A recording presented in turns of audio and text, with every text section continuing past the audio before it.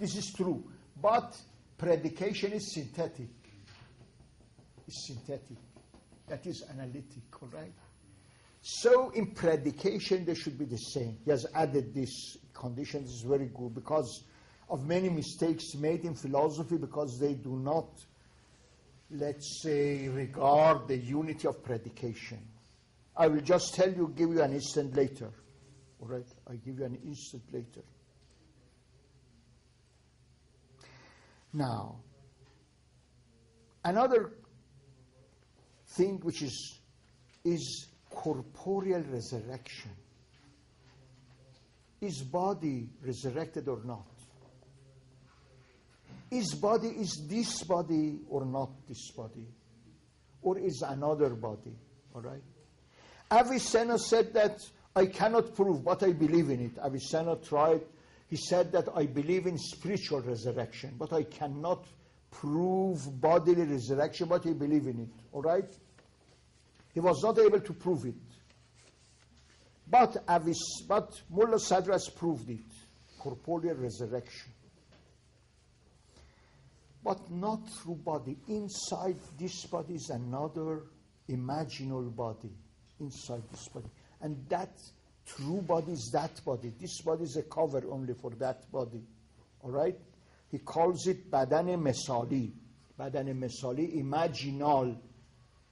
Not imaginary. Imaginal of the substance of imagination. Subtle body. Which is interior and the reality of this body. This body is only cover for that body. Jismun Latif, a subtle body, calls it subtle, luminous body, subtle body, which is the real body. You see? And you see, the reality of imagination, of soul, not the spirit, the soul is imagination. See? There is a discussion. The reality of the soul is imagination. Imagination, things in imagination like a mirror, particular things. Particular, they are not universal. But they are made like images of a mirror of very luminous substance. You look yourself in the mirror, you are very luminous.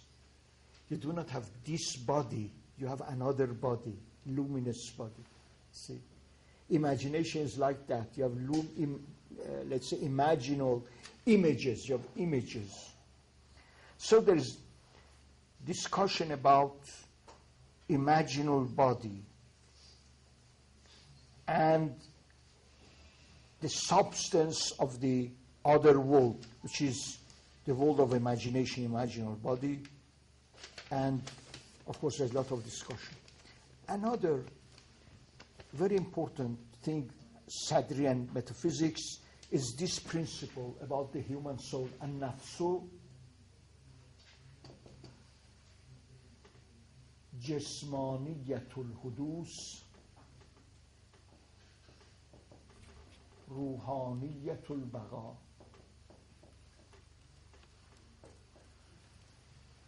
See, it's starting point is material but ends spiritual. How? First, matter in Mullah Sadr doesn't mean modern matter. You see, you have this modern conception of matter separate from spiritual world. No. It starts in a more material form. He says, little by little it becomes more spiritual. For example, a sperm in the womb, a sperm. It is like a plant, has a plant life. A sperm is a plant life, and potentially it is an animal. It's actually a plant and potentially an animal. When it is born, it becomes a child. It's an actual animal and potentially rational, because reason has not developed. When it reaches the age of discrimination, the age of rational soul, it has rational soul, it's actually human being and potentially an angel, potentially a higher being. You see? So it has many stages. It's not the same thing. See? It's not the same thing. it moves from more corporeality to more spirituality and rationality, if even go to the highest place, the highest place. This is the meaning of an-nafsu jismaniyatul hudus. For example, he says, I read, إن النفس الإنسانية تكون في أول نشأتها بدنية مادية. In the beginning it's like corporeal. كسائر الصور النورية. ثم يسير مجرد. Little by little it becomes immaterial. ذاتًا, in essence, not فعلا, not in action. ثم يسير مفارقة على. It becomes immaterial little by little. When it dies, it leaves corporeality, leave the body. See, leave the body. النفس الآدمية ما دام تكون الجنين في الرحم درجتها درجة النفوس النباتية. Human soul in the womb, while in the womb, it is like, it has life like plant soul. وإذا خرج, when it is born into this world, خرج الطفل من بطن أمه, the child comes out from the womb of its mother. صارت نفسه بمنزلة نفوس سائر الحيوانات. Its psyche, its soul is like the soul of other animals, until it gets discrimination, rational discrimination. It's more like an animal, but potentially a man. ثم يصير ناطقة. But when it reaches the age of discrimination, it becomes rational.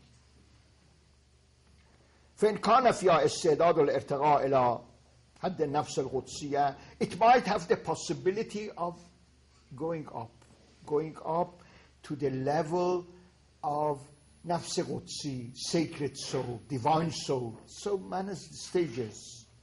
It moves more and more towards spirituality and is removed from corporeality.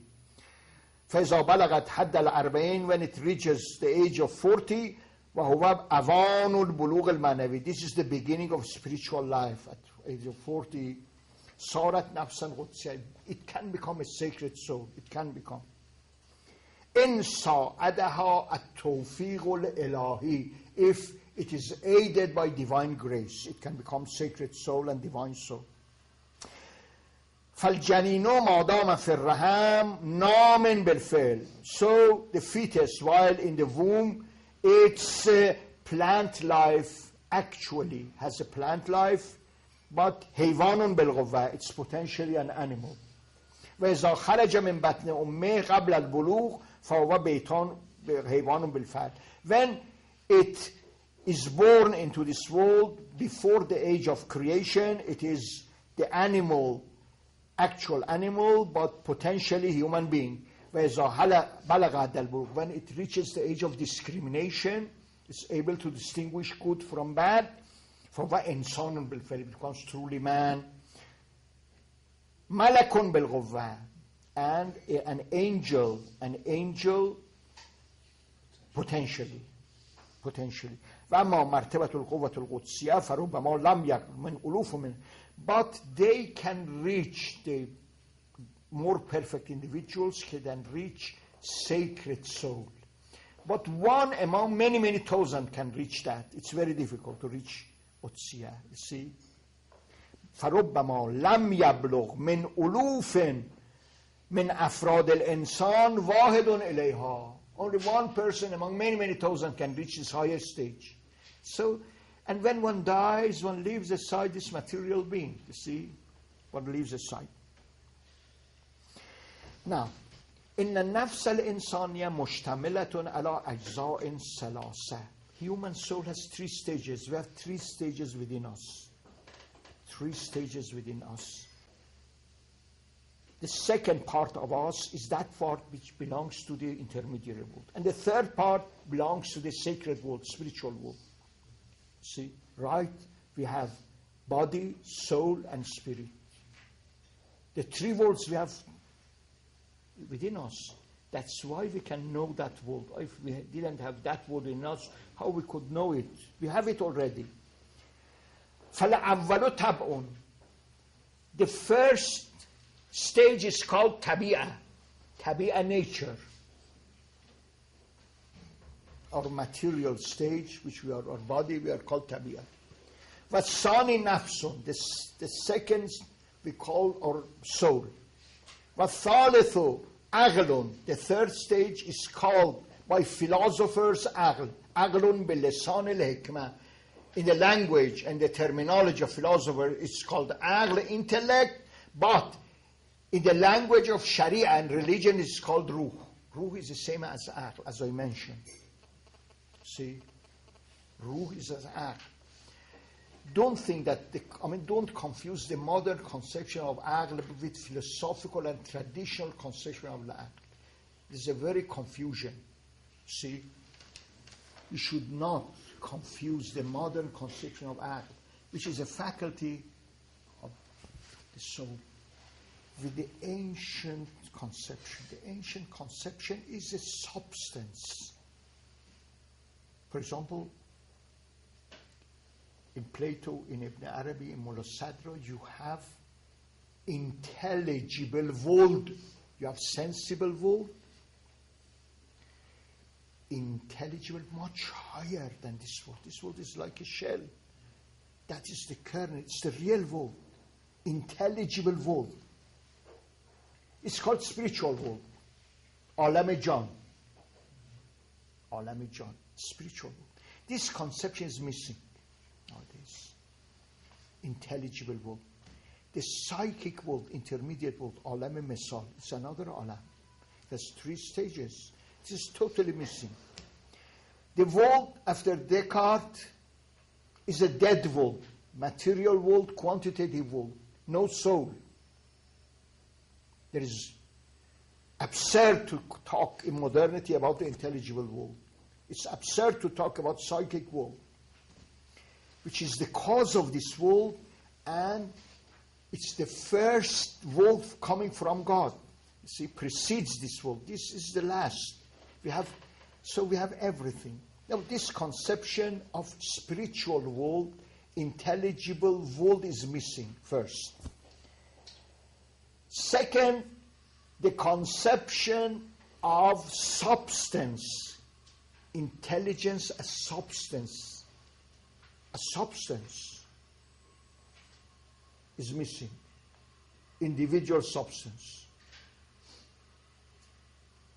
You see, you have a soul, it's a substance, it's not an accident, it's a substance. It's a material substance. Right? This is missing. When you say reason, reason is a faculty in a soul, for example. You do not have this conception which they had. This should be very clear about this one. So, man has 3 stages within himself right now. The first stage is called tabi'ah, nature. Second, soul, aql, which is called, in the language of philosophers, aql, in the language of religion, is called, in the language of Sharia, is called ruh. Or, according to Sufis, one is sadr, the second is ghal. According to Sufis, the first is sadr. Sadr is mentioned in the Quran. The first is sadr, the second is ghalb, and the third is nur. Nur. All right? Now, another thing. We are one in this world, human beings, but quite different in the other world. You see, something which existentialists for sure have borrowed from Mullah Sadra. Surely, I know that. Because there were teachers of Mullah Sadra in France. In France, teaching Mullah Sadra, and I have a friend who taught and who was a student of Sorbonne many, many years ago, and was very old. And he said from Marcel and others that they had a professor of Mullah Sadra there. Mullah Sadra. Now, according to Mullah Sadra, man is a being without a quiddity. He makes his own quiddity. He is what he makes of himself. He has no quiddity. All right? Wujud دون ماهیت, without a specified quiddity. He makes his own quiddity. He determines what he is. It's a very important concept, all right? And was taken by existentialists that has no quiddity, all right? All right. Now, a corollary of this rule that man is, he states that even if the reality one, in حقيقة الإنسان نوع واحد, is one species here, is man. But in the other world, there are different species, there are different kinds of men, according to what they have made of themselves. أنواع كثيرة. All right? أنواع كثيرة in the other world. في النشأة الثانية, in the second stage, in the hereafter, they are not one single kind. They are different kinds. غير محصورة في عدد, innumerable. As diverse as their numbers, they're innumerable because they're different. What they have made of themselves. See? All right. Another rule, I'll mention this rule and then we have some rest and then we come back. This principle, an-nafsu, this is a very good, there's very discussions about psychology, very, very good discussions. النفس في وحدتها كل القوى.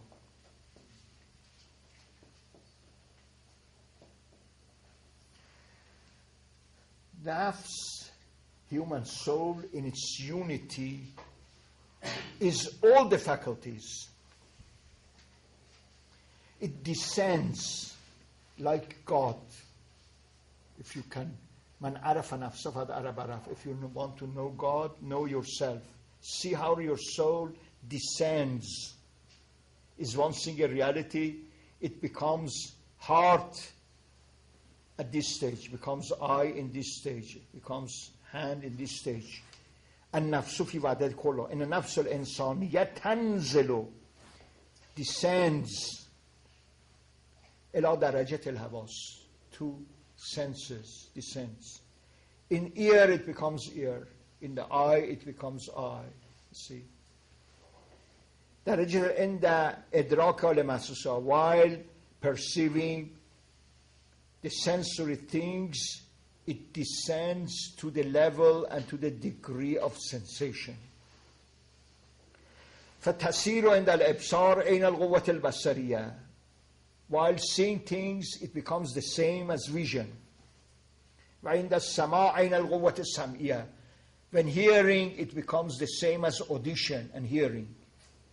وهكذا في باقي الحواس. It's one single reality, descending and making and using. All right? Descending, making and using them and descend. And this is how God descends in this world. See? The word of nuzul is very important.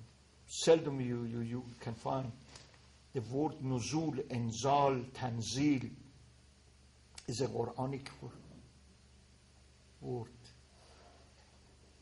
The whole creation is tanzil, is a descent according to Quran. Even rain, anzala, he makes it descend. You see, even rain.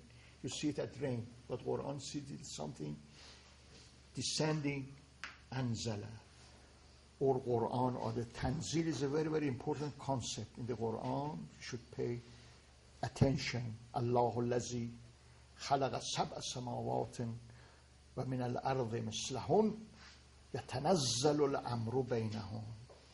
Ibn Abbas said that if I tell you the interpretation of this verse of the Quran, as I heard it from the Holy Prophet, you would stone me to death. You would stone me to death. This is the saying of Ibn Abbas. Allahu allazi. God is the one. Allah. Khalaqa sab'a samawat. He created 7 earth, 7 heavens, 7 earth. يَتَنَزَّلُ الْأَمْرِ. The divine Amr descends between the seven heavens and earth. So all creation is a descent in a sense. See, in a sense, a descent. Nuzul is very important. You can only find in this sense in the Quran. So we'll leave, the rest. So the last point is النفس في وحدتها كل القوا. There's some other points we have mentioned about in 1 hour or half an hour, right? For 10 minutes or so, can have a rest and then have a question. Yeah, if you have any question. Thank you, Professor. Very much. Okay. I'm very appreciate very much about your lecture. Unfortunately, my Arabic and my Farsi is so poor. Maybe somewhat I don't understand. Maybe it takes time for me to understand as a whole. But I can conclude that there's the two kinds of the methodologies of Islamic theology, of Islamic philosophy to attain the ultimate reality. To attain the ultimate reality, two kinds of the approach to attain the ultimate reality in Islam. The first is like what we call intellectual approach, like you say about Ibn Sina al-Farabi and Mullah Sadra, Ibn Arabi even, because it's based on Quran. Yeah. And the second is like a mystics approach, like I don't know, Ghazali, something like that. And Ghazali, maybe in case of the how is it? How is Ghazali? Yeah. In the last, try to synchronize between the intellectual approach and the mystical approach by the Zorawadi is right. Try to approach, synchronize intellectual and mystical together, and in peak in Mullah Sadra, right? The question is not like. This is a very good. Question is, very good. Yeah. Who can answer this? Yeah. He raises the question. There are two approaches. Yeah. One by philosophers. Yeah. Through reason, and one through Sufis. Yeah. Try to. In the light of what we have talked today, we have gave many principles. Yeah. But what would you say? What will you say? And what does Quran say itself? How can you solve this problem in the light of Quran itself? My question is, I don't worry about that because I try to understand, I try to confine, try to read the book more. But I would like to hear from you about this is happened in the Isna Ashar, Shia world, something like that. But you mentioned about any philosopher, any theologian in the Sunni world, yes, you appreciate, like Mullah Sadra, something like that. Is have after after Iqbal, no have anybody tried stay that like a Mullah Sadra in a Sunni world or not?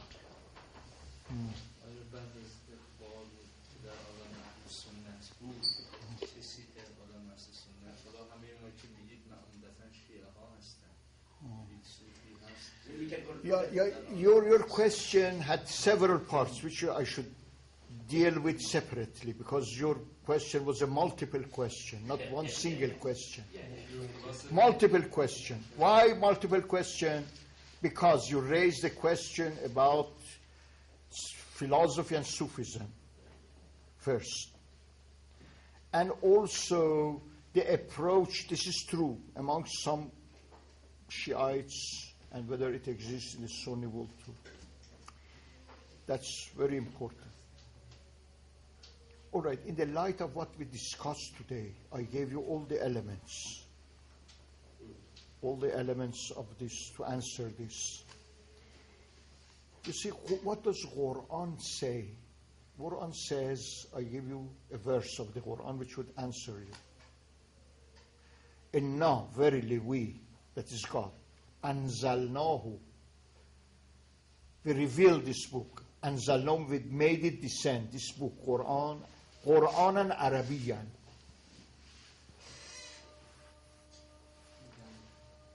That is an Arabic Quran, لعلكم تعقلون, so that you apply your reason and understand. لعلكم تعقلون. It's Aql is the perfection of understanding. Perfect understanding is come. So each scripture has been revealed in the language of its community, so that in the language of human beings, God doesn't speak Arabic, nor doesn't speak Persian, nor speaks Zoroastrian, or let's say Pahlavi or Chinese. Divine speech is divine speech. But when it descends in our language. We could not understand this language unless it descends. Rumi says, when you're talking to a child, you should talk as children. Even if you are the engineer of the whole world. But when you're talking to a child, you should not like an engineer, like a child. We are children. But he speaks in language, لَعَلَّكُمْ تَعْقِلُونَ, you understand. This is something Muslims have forgotten, that Quran has been revealed that we understand it. Understanding the word of God is very important. So if we apply reason, it's not against Quran. And it's according to divine wisdom. But Aql has different stages. All right? Aql has different stages. You see, according to Plato, discursive of discursive, and the higher type is the true Aql. What they call Zawq, sapiential. It is Aql, the proper speaking. This is not lower Aql. So understanding comes through Aql alone. You have no other way. Do you understand by your eye? Do you understand by your ear? And I do not think that those people like Ghazali who say that there is another thing beyond Aql. No, there is nothing beyond Aql. There is nothing in the Quran beyond Aql. It's Aql itself. It's Aql itself. What has happened in the Islamic world is very important. That there is so much praise of Aql in the Quran. The highest kind of praise. لَعَلَّهُمْ يَتَفَكَّرُونَ. Perhaps they contemplate. أَفَلَمْ يَتَدَبَّرُوا الْقُرْآنَ. Don't they think, contemplate the Quran? إِنَّا أَنزَلْنَا قُرْآنًا عَرَبِيًّا لَعَلَّكُمْ تَعْقِلُونَ. We have descended it so that you can understand it, for understanding. Those who are in hell, Sa'ir is the lowest stage of hell, is Sa'ir. Those who are in the Sa'ir, they say, لَوْ كُنَّا نَسْمَعْ أَوْ نَعْقِلْ. If in the world, while we were living in the world, we had lent our ears, we had listened, or we had na'qil, we had applied our reason, مَا كُنَّا مِنْ أَصْحَابِ السَّعِيرِ. We would not be in Sa'ir, in the lowest stage of hell. Aql is saving function. مَا كُنَّا مِنْ أَصْحَابِ السَّعِيرِ. Wouldn't be in the Sa'ir. It is a saving and salvific function. So we have the highest praise of Aql in Quran. But what happened in Islamic history, everybody has kicked Aql. Ghazali, you see, they have kicked Aql. That's very bad. Something which Quran has praised, and they blame. Why? Ghazali blames philosophers because they apply Aql. He says that there is another Torah. But if there is another degree above Aql, it's not accessible for all. People should understand.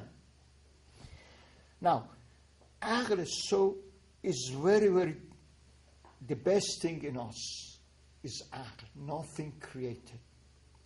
And in Shiism, yes, we have the first part of our books of prophetic hadith begins with aql. For example, Usul Kafi is the best book of traditions. The first book is Al-Aql wal-Jahl, Aql or ignorance. If you have not, Aql is ignorance. You see, it's very important. It's in the line of the Quran. All right?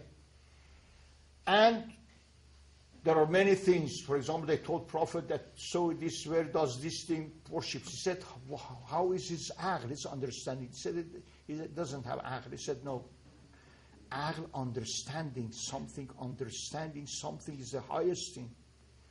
And God has sent us revelation in order to guide us. Guide what does the meaning of guidance? Hidayah. What does it guide? God, does it guide the eyes? Guides the ears? Guides the body? No. Guides our understanding. The highest type of understanding, which is aql. So aql is a very, very important function in Islam. Aql and ilm go together. Ilm and aql go together. And ilm is very much emphasized in the Quran. Fa'lam. And aql is much emphasized. And one of the greatest, things happen. We should correct the Islamic community. This movement against aql, which exists everywhere now, it's un-Quranic. Because it's against the verse of the Quran. Why it came about? It came about as a reaction against Greek philosophy. You see, perhaps.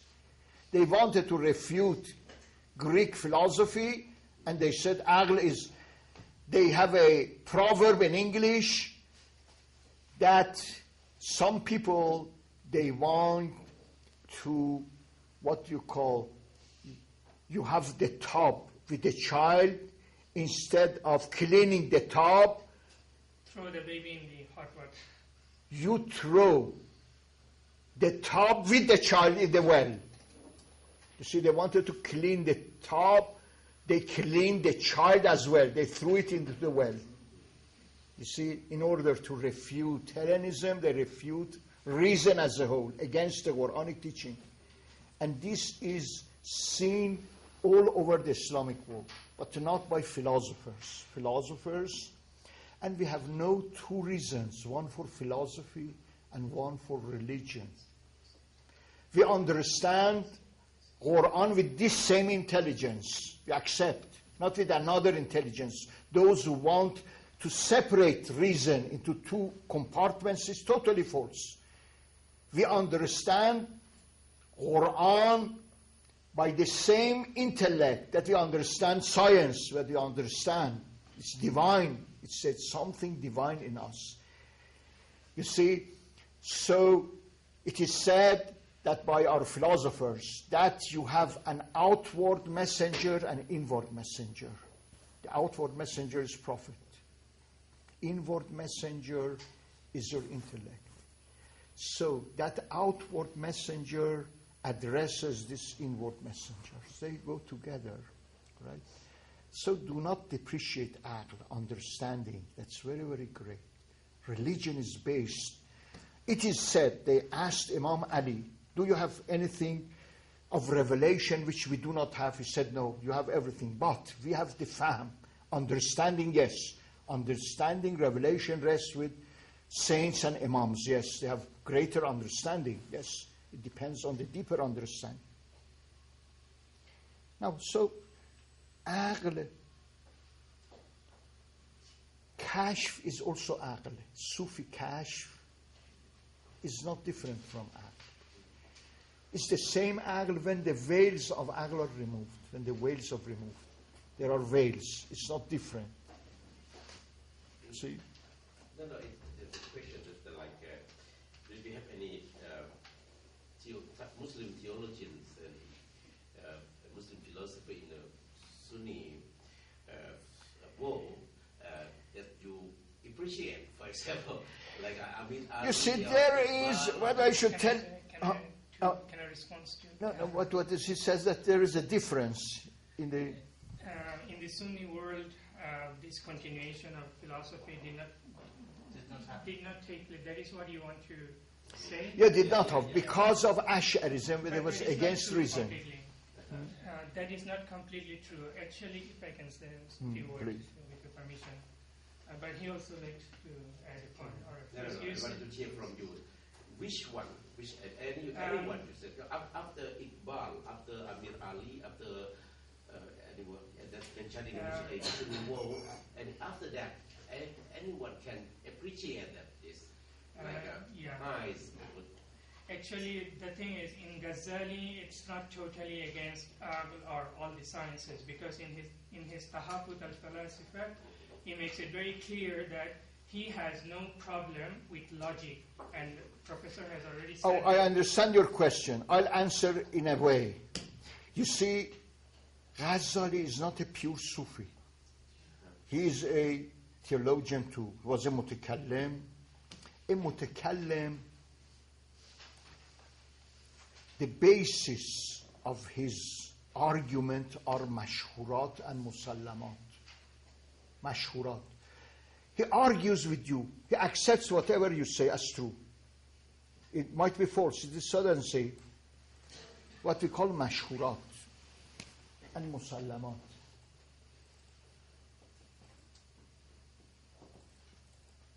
These are not valid in philosophy. For example, if you tell him that there is cheese on the other side of the moon, he would accept. He said, all right, you said that's true. But on this basis argues with you. See? On the basis of what you say. Whether it's true or false. This we call musallamat. Musallamat means he submits to whatever you say. All right? On the basis of what you say, argues. But this is not the way of philosophy. If it is not true, he doesn't accept. A philosopher. Whatever you say should be true. If he doesn't believe, he would refute. But a mutakallim accepts, traditional, would accept musallamat, what you say, whether true or false, on the basis of what you say. And again, mashhurat, whatever is common among people, whatever people believe. You see? But in philosophy, no. Now, they believe in intellect. I've noticed this recently in Ghazali and in Razi. You see? They have integrated philosophy. Why?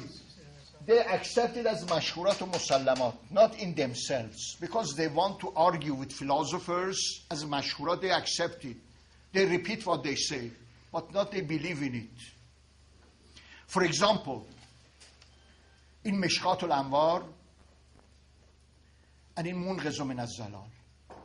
In Mishkat al-Anwar, he praises Aql. He gives 7 reasons. Praises. But he doesn't accept philosophy. He accepts only logic.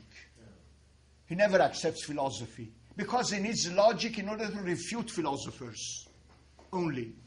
And this is very evident. I give you a very clear point. Read the Surah An-Nur. The Ayatul Nur. Ayatul Nur, Allahu Nuru Samawat wal Arz, Masal Nuri Kamishkat, Al Mishkat, Fi Miswa, Az Miswa, Fi Zujaja, Az Zujaja, Kana, Kawkabun, Durriyun, Yugadu min Shajarat Mubarakat, and so on and so forth. Now, he repeats Ghazali again, repeats Ghazali's arguments, and he adds many points about Aql which Ghazali does not mention. But very interesting. His methodology is different. He says, Zoroastrian says this. You should refute them because they do not believe in Quran. You should tell them refute them in this way because they do not believe in Quran. Zoroastrians. But if you want to refute Mujassama, the incarnationist among Muslims, you cannot, it's not advisable to use arguments. You should use them what they believe in the Quran. It's different. But when he comes to philosophers, he mentions Aql. You see, Aql, Ghazali accepts Logic only to refute, not only to apply. He doesn't accept philosophy. Professor, he wrote books on logic, Miyar al-Ilm, and said that he has found the logical laws in the Quran. In the Quran, he applies it, but he doesn't apply it as a because it's a tool for argumentation. He never uses it. So, as a methodology, because when he wants to argue with a philosopher to have the key in order to refute him, only this. That's very bad. And I can show you, for example, read the surah to verse, it uses different